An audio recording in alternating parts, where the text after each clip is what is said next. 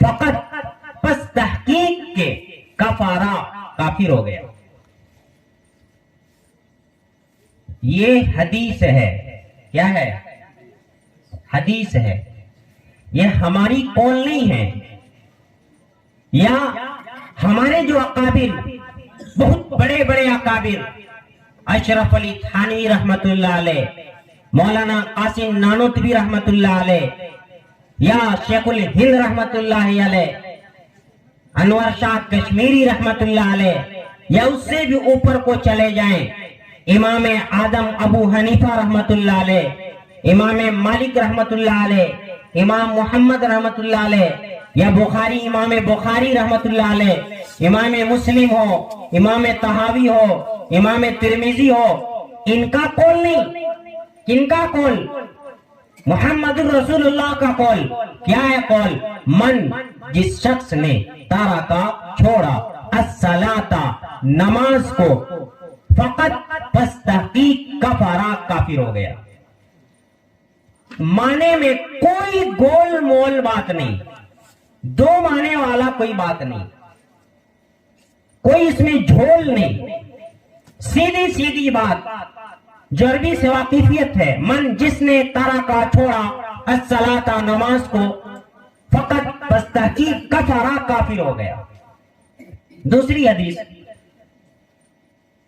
मन जिस शख्स ने तारा का छोड़ा अस्सलाता, नमाज को, जिहारन, खुल्लम खुल्ला,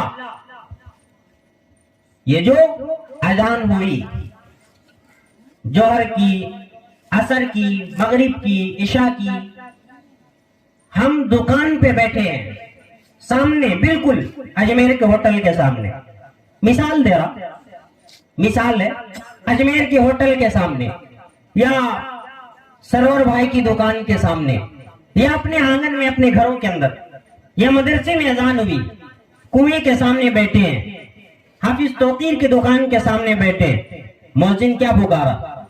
सबसे पहले एक लफ्ज उन्होंने कहा, अल्लाहु अकबर, अल्लाह बड़ा है। क्या कहा? अल्लाह बड़ा है, इस कायनात का चलाने वाला अल्लाह है, तुम्हें रोजी देने वाला भी अल्लाह है। अल्लाहु अकबर, अल्लाह बड़ा है। और एक दफा नहीं कहा, 4 दफा कहा अल्लाहु अकबर, अल्लाहु अकबर, फिर कहा अल्लाहु अकबर, अल्लाहु अकबर। उसके बाद कहा अशहदु अल्ला इलाहा इल्लल्लाह। माने पे गौर करें।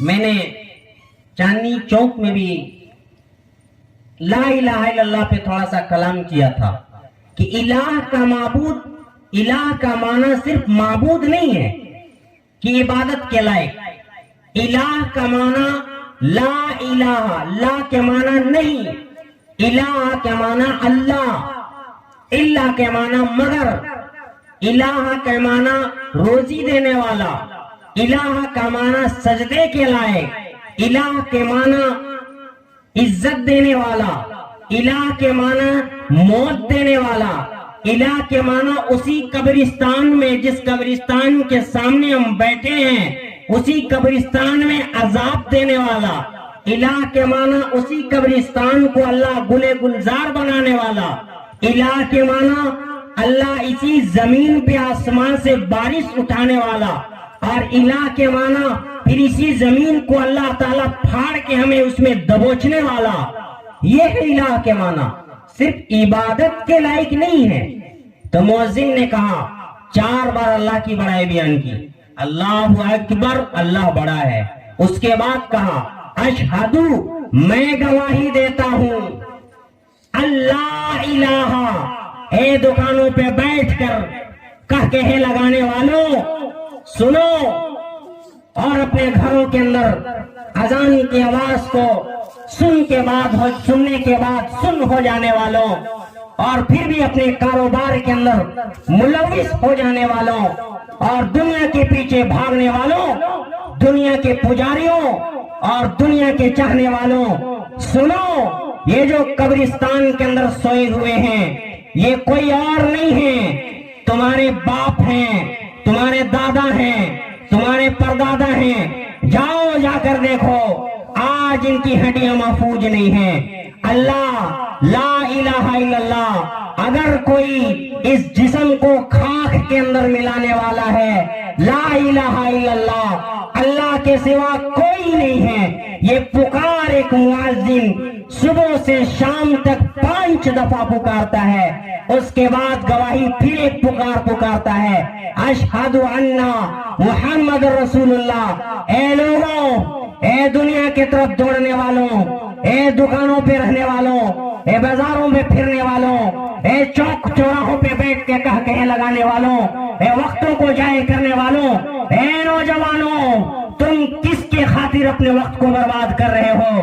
तुम्हारे नबी ने ताइफ में पत्थरे खाए हैं, मक्का की गलियों में अपना जिस्म लहूलहान किए हैं। सुनो, ला अशहदु अन्ना मुहम्मद रसूलुल्लाह, मैं गवाही देता हूँ मोहम्मद अल्लाह के रसूल हैं। रसूल के माना आता है पैगाम पहुंचाने वाला। रसूल ने क्या पैगाम पहुंचाया? मन तरका सलाता मुतअम्मिदन फकत कफर, मन तरका सलाता जिहारन फकत कफर। जिसने अजान की आवाज सुनी, मस्जिद को नहीं गया, खुल्ला गोया कि उसने नमाज का इनकार किया, वो काफिर हो गया।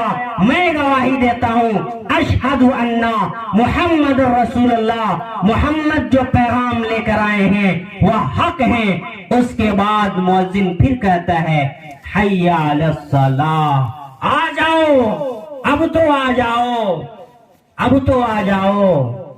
कहाँ आ जाओ? हय्या अलल फलाह, कामयाबी के तरफ आ जाओ। यही तुम्हारी असल कामयाबी है। ये जो तुम बैठ के दौलत दौलत, मकान मकान, गाड़ी कैसे आए, बंगला कैसे आए, घर कैसे आए, बेगम कैसे पले पढ़े, ये कामयाबी नहीं है, ये हालात हैं, हालात हैं, खत्म हो जाएंगे।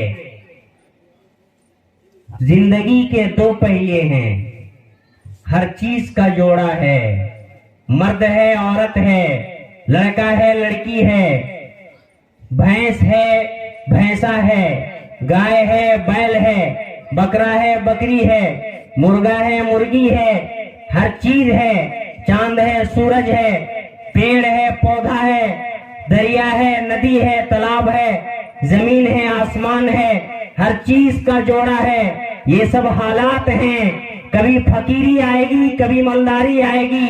ये नहीं कि अमीरी हमेशा के लिए है, फकीरी हमेशा के लिए है। ये हालात हैं, ये बदलते रहते हैं, और ये इनामात नहीं है अल्लाह ताला के तरफ से। किसी को दौलत मिल जाना ये कामयाबी नहीं है। कामयाबी क्या है? कामयाबी क्या है? कामयाबी ये है कि जब हम मरे तो हमारी मौत ऐसी हो कि रूए जमीन भी रोए।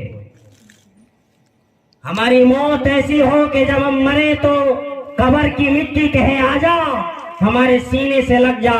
रूए जमीन पे चलने वाले इंसानों में तू ही मेरे लिए सबसे मुकर्रब और महबूब बंदा था। आजा, आज मेरी मोहब्बत को देख, मैं तेरे लिए कैसे जन्नत का बाग बनता हूँ। ये कामयाबी है। हम जिसे कामयाबी समझ रहे हैं, ये दौलत का आना, दौलत का कमाना, ये ऊंचे ऊंचे मकानात, आपने देखा नहीं सन 2014 का जो जलजला आया, मंजिलों का मंजिल मलबा बन गया। चंद सेकंड का, 6 सेकंड का भूकंप आया, 6 सेकंड का भूकंप मलबों का मलबा बन गया। तलों और मंजिलों की बिल्डिंगें, दिल के अंदर एक सुराख हो गया, दिल के अंदर एक सुराख हो गया। हाय, सारी दौलत लुट गई, ब्लड के अंदर कैंसर हो गया, सारी जिंदगी की दौलत लुट गई। क्या है? ये हालात हैं, ये कामयाबी नहीं है, ये कामयाबी नहीं है। उमर इब्न अब्दुल अजीज एक बहुत बड़े बादशाह गुजरे हैं, उनके पास उनका एक दोस्त आया, कहा कि हमने अपने औलाद के लिए हजारों दिरहम छोड़ के जा रहे हैं। आप अपनी औलाद के साथ बड़ा नाइंसाफी किए, आपने अपनी औलाद के लिए कुछ नहीं छोड़ा। एक वक्त वो आया, उमर बिन अब्दुल अजीज ने कहा कि हम अपनी औलाद के लिए दौलत छोड़ के नहीं जा रहे हैं, उन्हें हम मोहम्मद का दीन छोड़ के जा रहे हैं।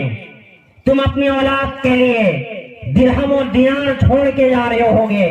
एक वक्त आया कि मोहम्मद बिन अब्दुल अजीज का वो साहबजादे वक्त का गवर्नर बने, इल्म की बुनियाद पर, नबी की तालीमात की बुनियाद पर।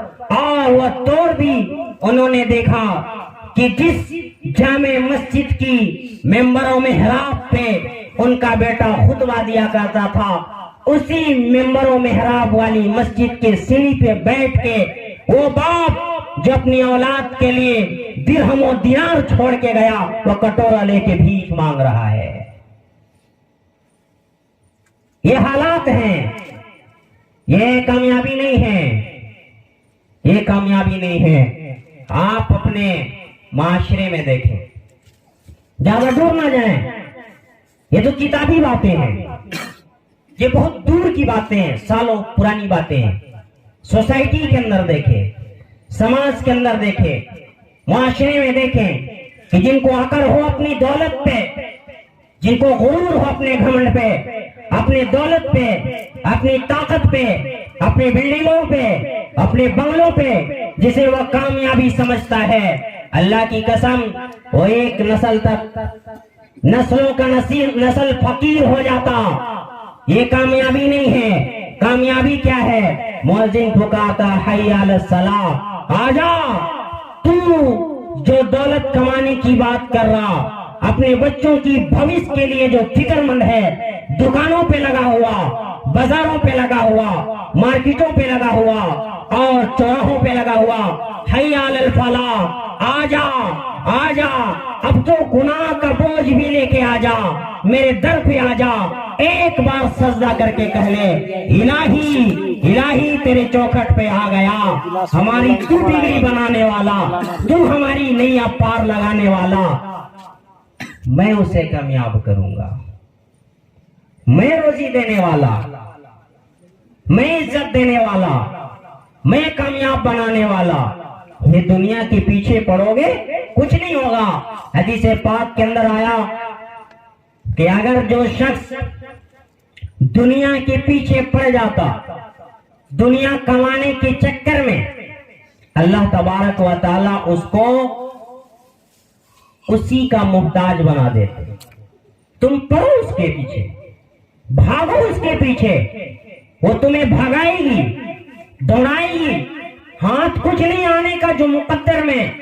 लेकिन अगर तुम मेरे चौखट से ताल्लुक को जोड़ोगे, तुम मेरे साथ रिश्ते को कायम रखोगे, मैं अल्लाह तबारक व तआला मैं वादा लेता कि तुम्हें एक नापाक कतरे से तुम्हारे जिस्मों को इतना बुलंद किया, तुम्हें इतनी ताकत बख्शी, हम तुम्हें वो मकाम तक पहुंचाएंगे जो तुम्हारी वहम में भी ना। समझ में आ रही बात? तो मुअज्जिन क्या कहता? हय्या अलस सलाह, आओ नमाज को। नमाज के आओ कामयाबी को। नहीं जाते। हदीस पाक के अंदर आया, मन तरका सलात मुतअम्मिदन, जिस शख्स ने नमाज को छोड़ा मुतअम्मिदन।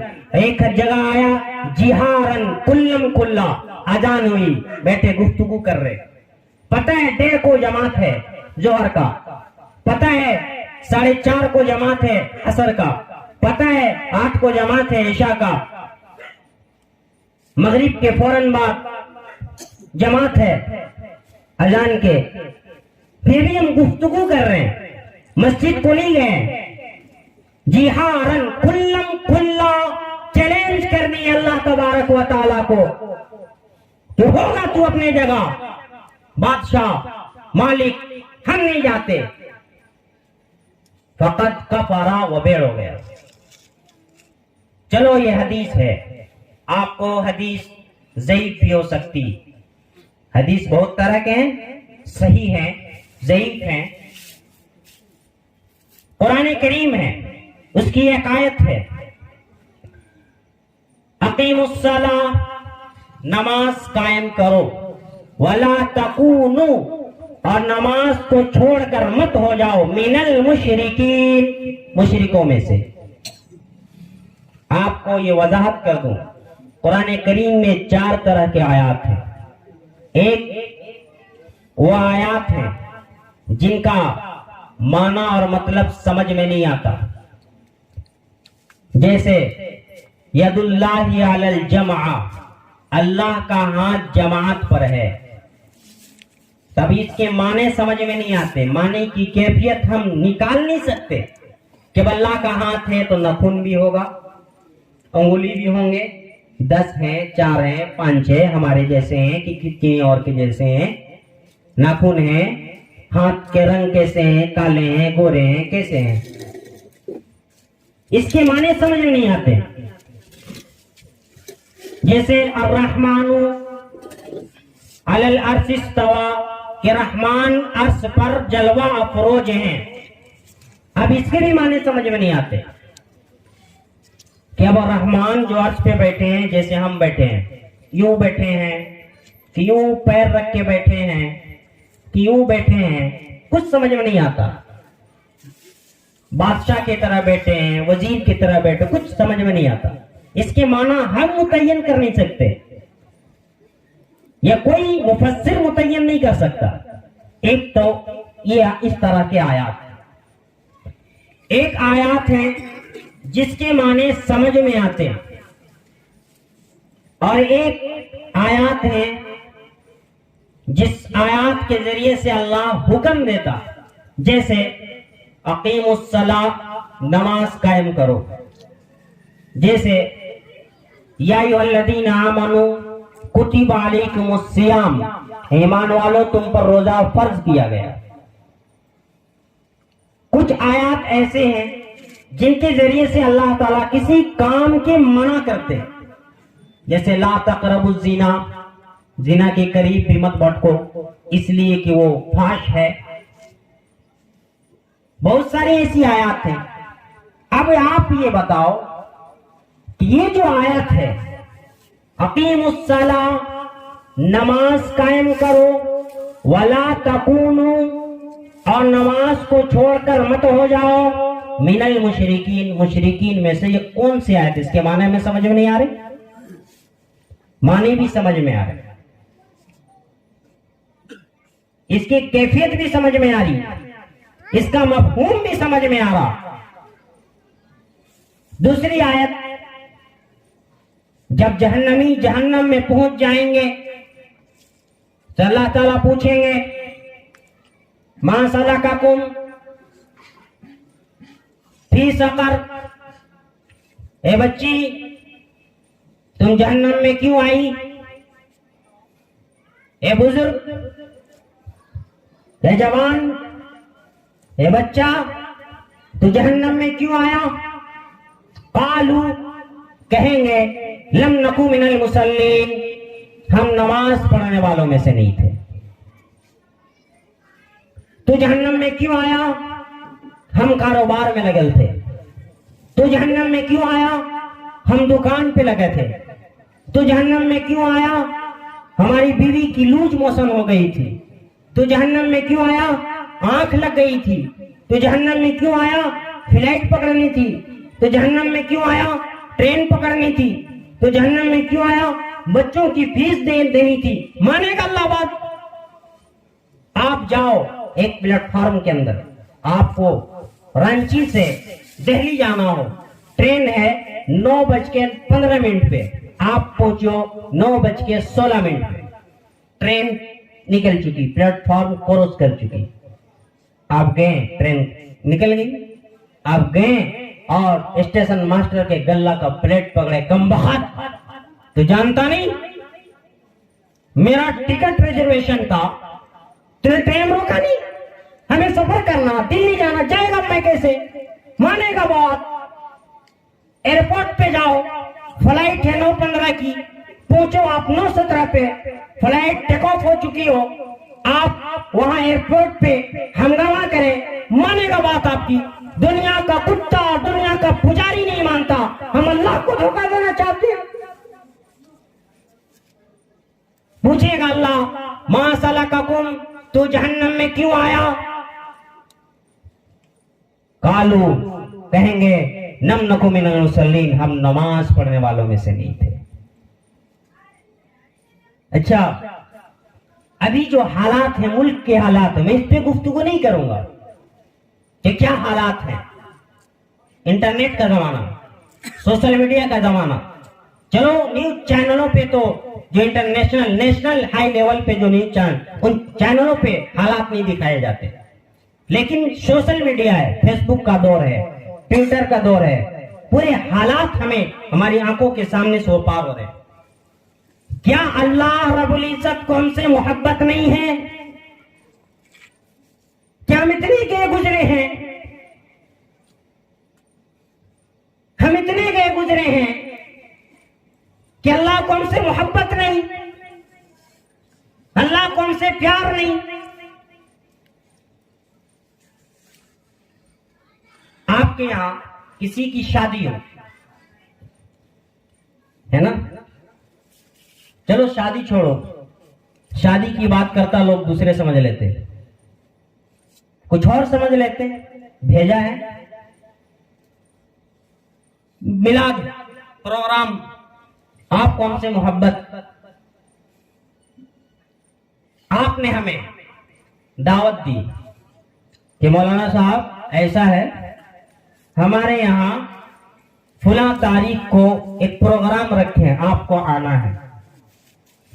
हमने कहा ठीक, जाएंगे।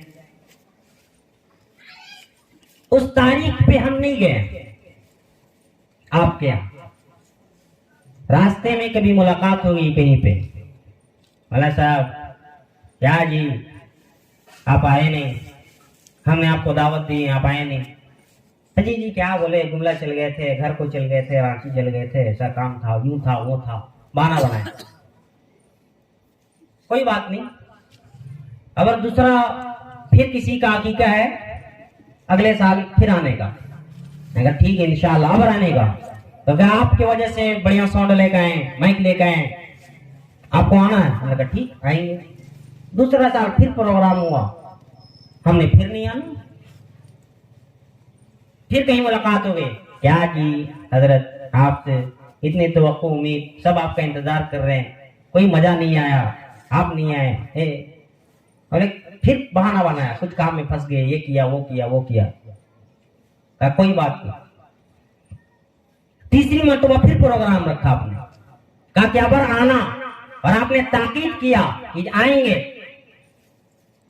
आप दरवाजे से बाहर निकले नहीं दफ्तर के, हमने कहा कौन जाता, क्या कहा कौन जाता, नहीं गए। चौथी दफा वो अपने किसी प्रोग्राम में हमें बुलाएगा, बोले बुलाएगा, मिलाद में बुलाएगा, चाय को बुलाएगा, नाश्ते को बुलाएगा, यहां से वहां तक अगर हमसे मुलाकात हो जाए सलाम दुआ होगी। दुनिया का उसूल है, अगर हम किसी के यहां एक दफा नहीं जाते, रिश्ते नाते खत्म हो जाते हैं।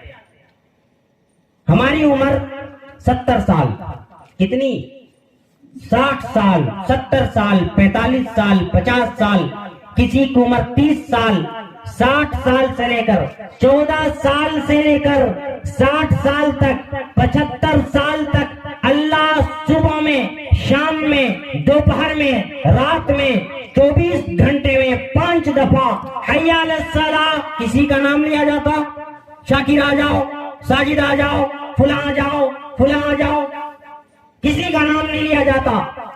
जिसके कानों में अजान की आवाज टिकराती, अगर वो मुसलमान का बच्चा, तो उसे अजान की आवाज का जवाब देना सबके लिए होती, हय्या अलस सलाह, आ जाओ आ जाओ, जोहर में बुलाया आ जाओ, नहीं गए, काम में फंसे हुए थे, कोई बात नहीं, असर में बुलाया नहीं गए, काम में फंसे थे, थकावट लगी थी, नहीं गए, कोई बात नहीं। मगरिब में बुलाया, बड़ा काम करके सो गया, कोई बात नहीं। फिर ईशा में बुलाया, नहीं गए। फजर में बुलाया, नहीं गए। 40 साल तक बुलाया, नहीं गए। 60 साल तक बुलाया, नहीं गए। 70 साल तक बुलाया, नहीं गए। बरसात में बुलाया, नहीं गए। सर्दी में बुलाया, नहीं गए। गर्मी में बुलाया, नहीं गए। सालों साल तक अल्लाह ने आसमान से बारिश बरसाया, जमीन से गल्ला निकाला, फिर भी बुलाया, नहीं गए। अल्लाह की नेमत को खाए, बुलाया, नहीं गए। पिए, बुलाया, नहीं गए। जब अल्लाह ने इतने सालों साल तक बुलाया फिर भी नहीं गए। दुनिया का रिवाज है एक प्रोग्राम का 2 प्रोग्राम के बाद तीसरे प्रोग्राम में अगर हम जाना छोड़ दे, आप हमसे सलाम कलाम छोड़ दे। 70 साल तक अल्लाह ताला अपने नाइब के जरिए से हय्या अल सलाह, आ जाओ नमाज को, हय्या अल फलाह, आ जाओ कामयाबी को बुलाते रहे, बुलाते रहे। हम नहीं गए। अब आप बताओ कि अल्लाह ताला क्या समझे, हमारा है, ये मेरा है। अब हम पे जुल्म हो, अब हम पे सितम हो, तो भी अल्लाह ताला देख के मुस्कुराए। वैसी वाला वैसे ही को जुल्म कर रहा, क्या फर्क रह गया?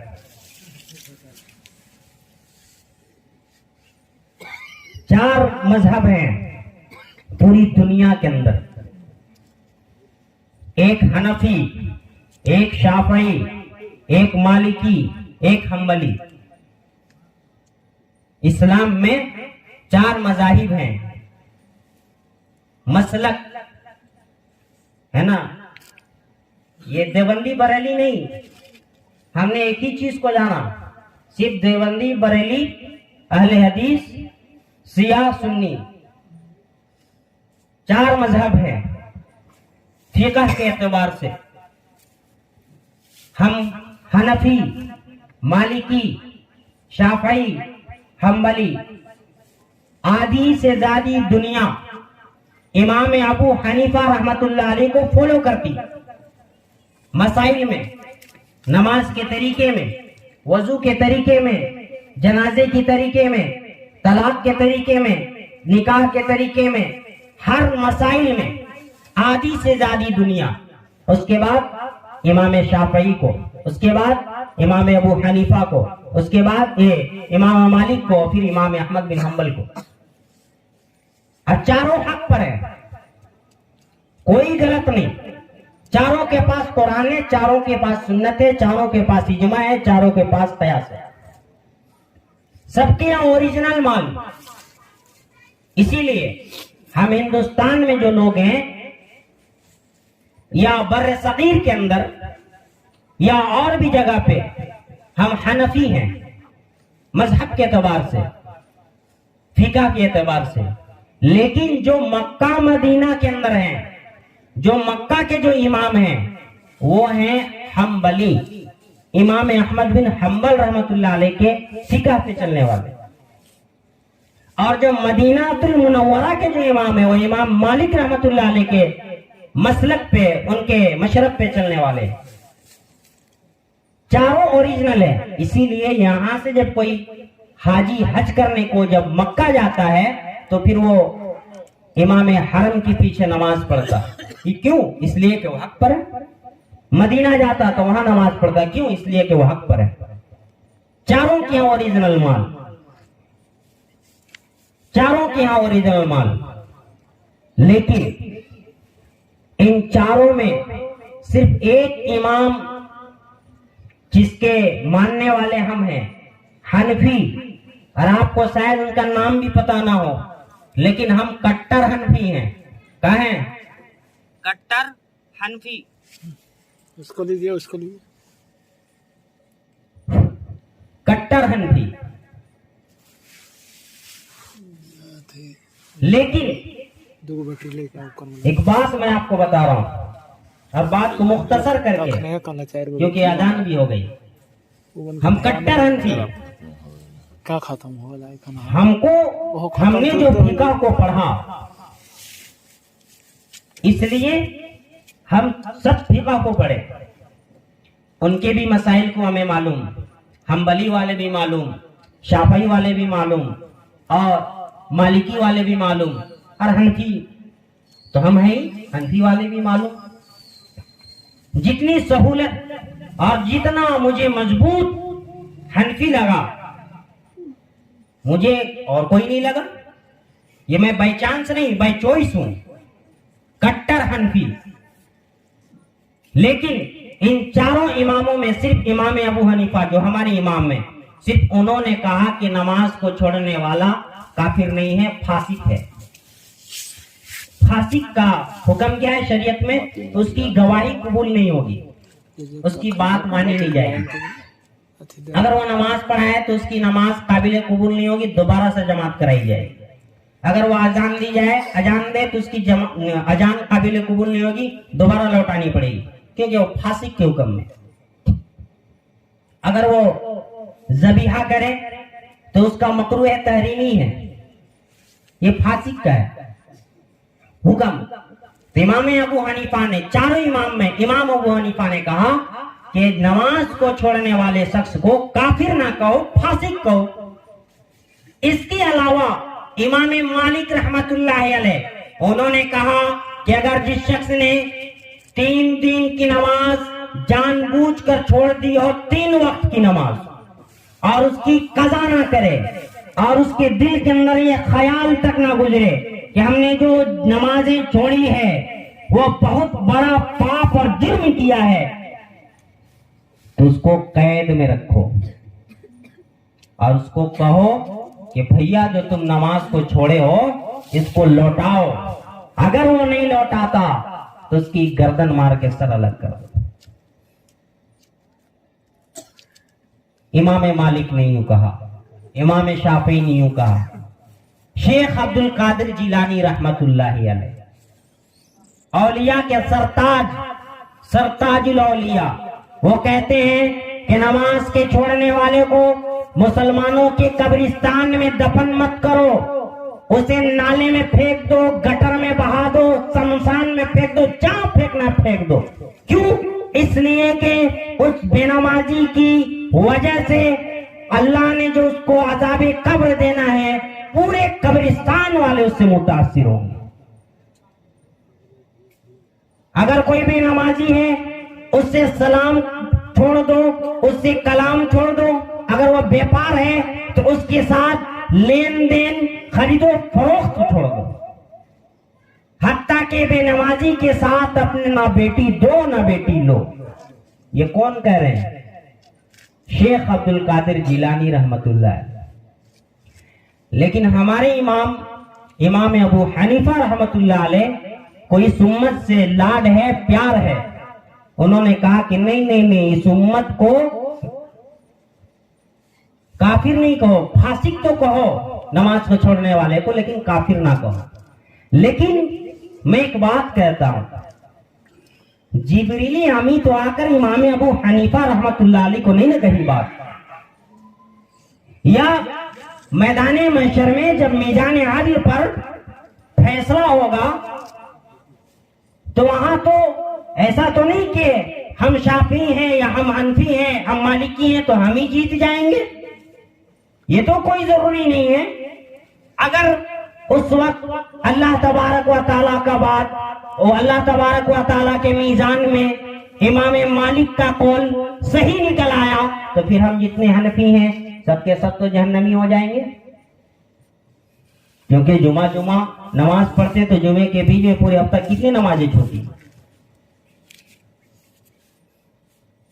मैं कहता हूं यकीनन ये हमारे बुजुर्गाने दीन हैं, ये हमारे अकाबिरीन हैं, ये हमें हर चीज का तरीका और शरीयत का हर चीज, शरीयत को हमें जिस तरह अल्लाह के रसूल ने अपने सहाबा को दिया, इसी तरह हमारे अकाबिरीन ने सहाबा से शरीयत को लेकर आज हम तक पहुंचाया है। यकीनन ये बहुत बड़े काबिल शताई से मुबारकबाद है। अल्लाह इनकी कब्रों के अंदर करोड़ों, खरबों, अरबों, मीलों, नीलों रहमतें, बरकतें नाजिल फरमाएं। लेकिन मैं आपको एक बात की नसीहत और वसीयत करता हूं कि इस मामले में कतअन नमाज के छोड़ने के मामले में, नमाज के छोड़ने के मामले में, इसलिए कि अल्लाह के नबी सल्लल्लाहु अलैहि वसल्लम की साफ साफ हदीस, एक और हदीस सुन ले, अस्सलातु इमादुद्दीन, नमाज दीन का सुतून है। फमन अकामहा अकामद्दीन, जिसने इसको कायम रखा उसने दीन को कायम रखा। वमन हदामहा हदामहा हदामद्दीन, और जिसने इसको गिरा दिया उसने दीन को गिरा दिया। ये बिल्डिंग है जिस पे भी हम लोग बैठे हैं, इसमें भी पिलर लगा हुआ है जिसे सुतून कहा जाता है, और इसी की वजह से खड़ा है। अगर गिरा दिया जाए नीचे, वॉल बीम है, टाई बीम है, जो भी बीम है, गिरा दिया जाए नीचे। इस्लाम का, ईमान का, दीन का सुतून नमाज है। ये खड़ा रहा, ईमान ठीक, ये खत्म, ईमान खत्म। एक वाकया मैं बताकर अपनी बात को खत्म करता। रशीद अहमद गंगोही रहमतुल्लाह अलैह, हमारे अकाबिरीन में बहुत बड़े बुजुर्ग गुजरे हैं, रशीद अहमद गंगोही रहमतुल्लाह अलैह। वो एक दफा मुलाकात के लिए मौलाना कासिम नानोतवी रहमतुल्लाह अलैह, गालिबन मेरे जहन में जो बात आ रही, मौलाना कासिम नानोतवी रहमतुल्लाह अलैह, हो सकता है कोई और अकाबिर में से हो, लेकिन मेरी याददाश्त कहती है कि मौलाना अबुल कासिम रहमतुल्लाह अलैह मुलाकात के लिए गए। गर्मी का मौसम था, तो हजरत ने, रशीद अहमद गंगोही रहमतुल्लाह अलैह ने मिट्टी के प्याले पर, उस जमाने में मिट्टी का प्याला होता था, अभी भी हमारे घरों में बहुत सारे इलाके में, अब तो फ्रिज आ गया, पहले कढ़ाई घड़ा होता था, सुराही होता था, अब तो फ्रिज का जमाना आ गया, फिल्टर का जमाना आ गया। तो मिट्टी के प्याले में उसे कुएं का पानी दिया, जिस वक्त कोई लोग कुएं का पानी पिया करते थे, इधर पीते हैं माशाल्लाह, हमारे इधर तो मिलता भी नहीं जल्दी, अभी तो खत्म, बोरिंग सूख जाता है, तो कुआं से कहां पानी। ये हमारे अपने करतूत की वजह से अल्लाह ताला निजाम को बदल दिए, बरकत खत्म, आसमां अपना काम करना छोड़ दिया, जमीन अपना काम करना छोड़ दिया। बहरहाल तो हजरत को पानी का प्याला दिया गया, जो ही वो प्याला पानी का मुंह में डाले, यूं अचानक जो है वो थूके उसे और कहे कि क्या पिला दिया, ऐसा लग रहा है जैसे जहरे हलाइल अपने गले के अंदर डाल रहा है, कोई जहरीले सांप का जहर लग रहा है गले के अंदर उतर रहा है। क्या कहते देसी, कैसे बात हो सकती है, पूरा मशहूर है, ये कुआं का पानी मीठा होता है, लोग आते हैं, जो भी मेहमान आते हैं, जो भी गांव के लोग पानी पीते हैं, इसी कुएं से पानी पी जाते हैं, ऐसा तो कैसे हो सकता है। तो हजरत ने कहा, क्या किया, खुद भी वही प्याले से पानी पिया, तो वही हालत। अब मुराकबे में बैठे जो बुजुर्ग होते हैं उनको कश्फ होती है, मुराकबे में जब बैठे ध्यान में, जिसे हिंदी में ध्यान कहते हैं, उर्दू में मुराकबे कहते हैं, तो कश्फ हुआ, ज्ञान प्राप्त हुआ कि ये जो प्याला जो बना हुआ है ये एक कब्रिस्तान के एक कब्र की मिट्टी से बना हुआ है, और उस कब्र में जो मुर्दा जो सोया हुआ है वो बेनमाजी है। तो उन्होंने अपने खादिम को बुलाया, डांटा उसे, कहां से तुमने ये प्याला खरीदा?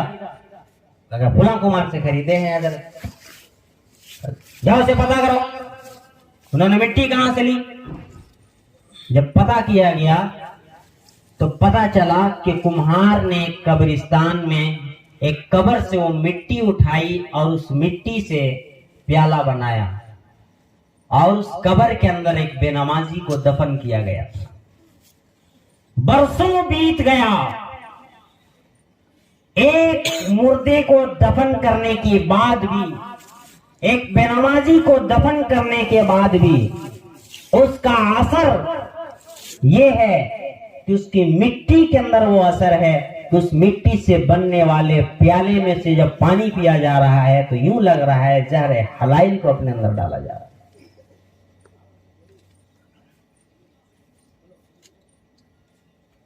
तो फिर हम जो नमाजों को छोड़कर ये समझते हैं कि हम आजाद हो गए, हम इज्जत माब हो गए, ये कैसे हो सकता है? इसीलिए आज से ये तहैया करे, क्योंकि ये शाबान मुअज्जम का भी महीना है। अल्लाह के रसूल ने फरमाया कि शाबान मेरा महीना, रमजान अल्लाह का महीना। इस महीने में, इसी महीने से ही, आज ही से, ऐशा ही से ये नियत करके उठे इस मजमे से कि हम नमाज के इंशाअल्लाह पाबंद बनेंगे। पाबंद बनेंगे? हाथ खड़ा करके बोले करेंगे इंशाअल्लाह। घर जाएंगे तो भी पढ़ेंगे, है ना? ऐसा नहीं मदरसे में वो बाल दफा होता है कि बच्चे डर से पढ़ते हैं, घर जाके भी नमाज पढ़ना। मैं तुम्हें कह रहा हूं, जो बातें हो गई हमारे बुजुर्ग, हमारे अहबाब दोस्त के साथ हो गई, ये हमारे सारे दोस्त हैं। अब हम तुमसे बात कर रहे हैं क्योंकि 4 दिन बाद तुम्हारा मदरसा छुट्टी हो जाएगा, हम भी चले जाएंगे, ठीक है? पर मौत हयात किसी ने देखा नहीं है। ये सारी कौम तुम्हें पैसा दे रही नहीं दे रही है? अभी ऐलान लगाएंगे मदरसा शमसुल उलूम के बच्चे लोग पढ़ रहे हैं, उसके लिए चंदा दें, तो सब देगा कि नहीं देगा? तो किसके लिए दे रहे हैं? तुम्हारे लिए।